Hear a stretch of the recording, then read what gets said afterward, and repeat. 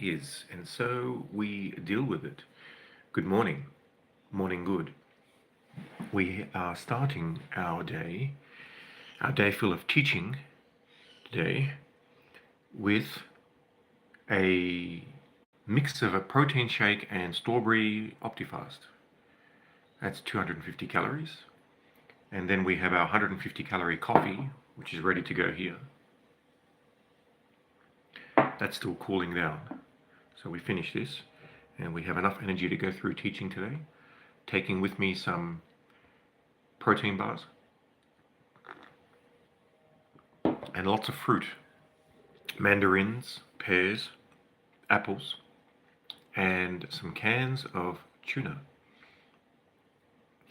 And of course some chewing gum, but I'll make sure I eat the tuna after I finish teaching, and still have the chewing gum after that, and some fruit. So it's a good day. Lots of work to do, lots of work. Got my draft paper, thanks to my supervisor, down from 45 pages down to 34, tightening up. And I used his excellent critiques to create a manual for future PhD students who are looking at publishing papers. I gave that to him so he can build on that, give it to his future students, whatever works for him. I still got another 4 papers to produce. And, we talk about what are papers. Well, think of textbooks that you have that teach you things. Those textbooks have information in them that were once papers many years before. So things you use today, like your Apple iPhone or the Meta glasses, all using science that was first developed in papers. So basically each paper contains in at least something new that no one's seen before. And that is no mean feat. Some papers contain more gravity than others. It'll be interesting when my second paper is released, because there are some new mathematics in there that doesn't look like it's in any existing literature, and that's fun. But it sort of makes sense, because I think my whole life my thinking always seemed alien to people, not better or worse, but just alien to the average person. So I think it's found its place where it needs to be. It seems to be in tune with uninhibited truth that doesn't really care about anything or anyone, and it is there to be known if you want to know it. If you can prevent the natural biases that occur in humans to maintain psychological well-being. As we know, it's almost entirely common that people seek comfort over truth. And that's not negative at all. It's not condescending. It's not negative. It's actually advantageous psychologically. We know why this happens, but there are a few of us who are a bit cooked in a way, where we will not seek to reinforce what we believe, which can cause a lot of Ahla bi Muhammad Ahmed. It can cause a lot of anxiety, existential anxiety. It can lead you into nihilism, into crazy town, if you let it run wild. But that's when you need to ground yourself with affirmations, with understanding of the construction of meaning. Min ayna anta? So Muhammad Ahmed writes in Arabic, Min ayna anta, which means, where are you from? Oh, Laxiditz is back. Laxiditz says, shut your frog R up, which is very interesting. Masri, Muhammad says he's from Egypt.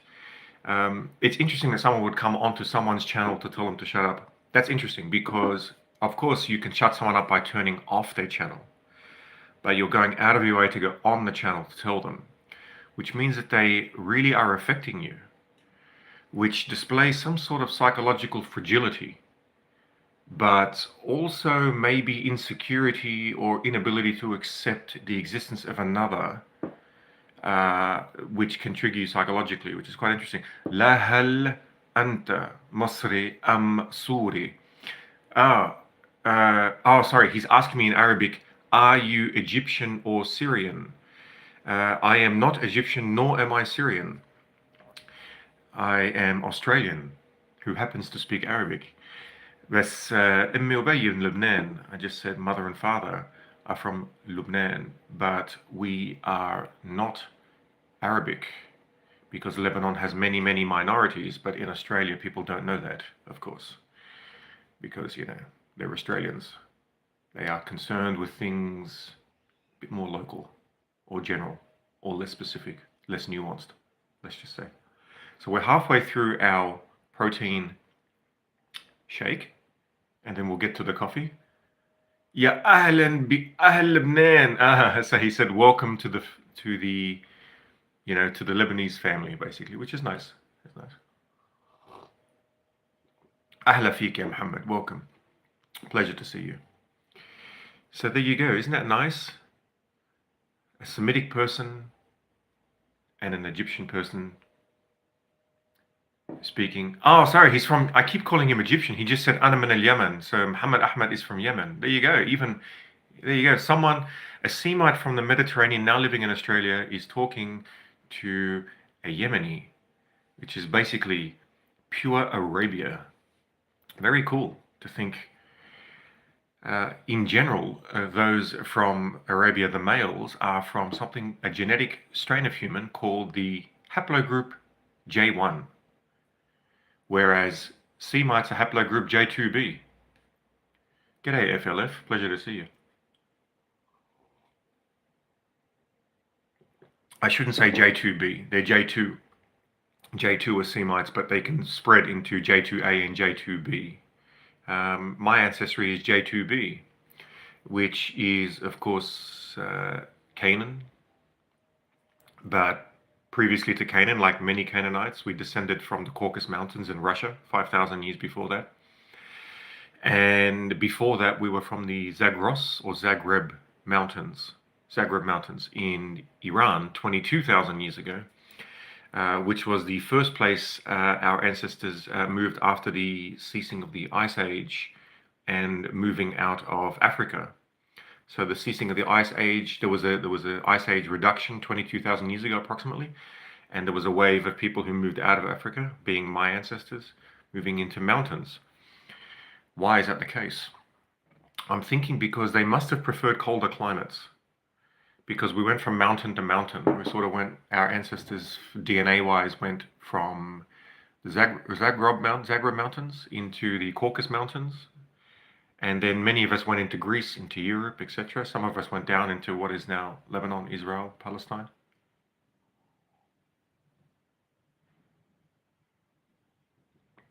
Anyway, that's all I have to share with you today. I'm going to have my coffee, then I've got to go off and teach some mathematics. So it was a pleasure to talk to you. To talk to you is a pleasure. Alhamdulillah salami to the person in Yemen, Muhammad Ahmed and FLF. Have a beautiful day. And don't forget to take life one metaphorical smack at a time. Cheers.